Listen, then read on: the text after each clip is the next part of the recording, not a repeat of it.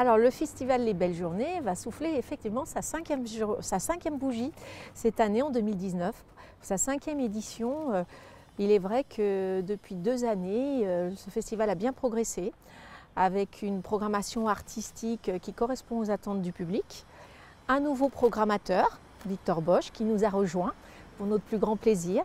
Il a accepté de relever ce défi avec nous, puisque voilà, nous sommes partis de rien il y a 5 ans, avec un petit budget, donc une programmation qui était très intéressante, mais bon, voilà, qui ne correspondait pas à la programmation d'aujourd'hui. Alors oui, nous en sommes très heureux. En fait, le musée de Bourgoin-Jallieu, musée de France, a obtenu une étoile au guide Michelin vert. Donc il est reconnu nationalement puisqu'il fait partie des circuits touristiques. Et il est vrai que par son parcours permanent, issu de l'histoire du textile, de l'ennoblissement du textile, des beaux-arts et du patrimoine de notre territoire, il a vraiment une place très importante en Nord-Isère et il est le seul à présenter cette activité-là en Nord-Isère. Et chaque année, l'équipe du musée organise une exposition qui est en lien avec le parcours permanent. Cette année, nous accueillerons Indigo, cette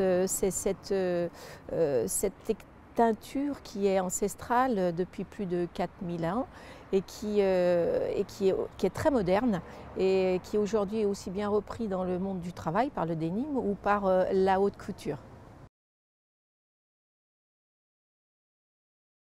Alors le théâtre Jean Vilar est tout d'abord un théâtre public. Un théâtre public, nous sommes soutenus par les institutionnels, la région Auvergne-Rhône-Alpes, le département, parce qu'en fait nous programmons chaque année des jeunes troupes, nous programmons de la danse, de la musique, du spectacle vivant, de la chanson et nous aidons donc à l'émergence culturelle, artistique. Donc les abattoirs font aussi de même, les abattoirs qui sont aussi un équipement qui est géré par l'agglomération La Capie, mais nous ne faisons qu'un, malgré les 22 communes, nous travaillons tous ensemble pour le territoire. Et il est vrai que nous sommes reconnus et bien soutenus et pour nous c'est important. D'ailleurs ici nous trouvons sur le square Jean Vilar, c'était l'espace du théâtre Jean Vilar qui a malheureusement brûlé en 2010. Nous avons créé un square car nous ne pouvions plus reconstruire un équipement sur cet emplacement-là. Un nouveau théâtre, donc nous avons trouvé depuis une petite année, nous avons trouvé un espace, un terrain en plein centre-ville, au cœur de la ville de Bourgoin-Jallieu pour construire un nouveau théâtre. Un théâtre alors qui se voudra très moderne, tourné vers l'avenir, puisque comme chacun le sait, un théâtre est un équipement, un investissement qui est coûteux. Donc cet équipement doit pouvoir être construit pour des décennies et je pense qu'il faut que nous y mettions, enfin c'est ce que nous faisons actuellement, nous avons lancé un AMO et nous y mettions beaucoup d'ardeur et de rigueur pour créer le théâtre de demain. Un théâtre ouvert sur la ville, un théâtre qui permettra de faire rayonner notre ville et de donner envie aux Bergaliens de rester dans ce cœur de ville, parce que en fait, la zone où il sera construit est une zone très attractive, en tous les cas qui deviendra de plus en plus, avec la construction aussi d'un nouveau conservatoire. Donc ces 2 équipements verront le jour à partir de 2023, nous pensons.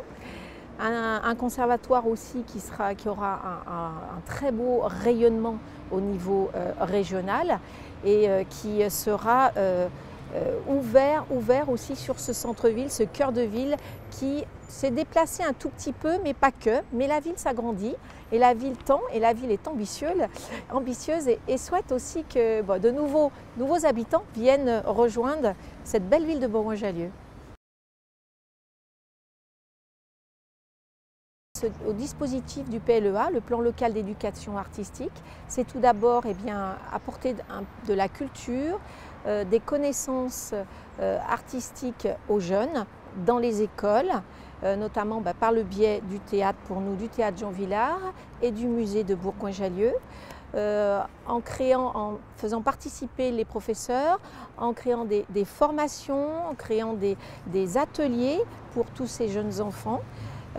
On prépare notre public de demain, on les aide à avoir leur propre jugement et de s'ouvrir sur le monde. C'est ce que nous permet d'être, enfin en tous les cas, d'évoluer dans ce sens en tant qu'humain. Et puis aussi, nous préparons notre public de demain, hein, qui saura et qui pourra avoir son propre jugement pour visiter les musées, voilà, participer au spectacle, aller dans les festivals aussi, parce que l'art, c'est très large, la culture, c'est très large. Il y a aussi le dispositif Culture et Santé. Donc nous sommes aussi très attachés à Bourgoin-Jallieu, puisque c'est apporter de la culture dans ces milieux hospitaliers où souvent on est isolé.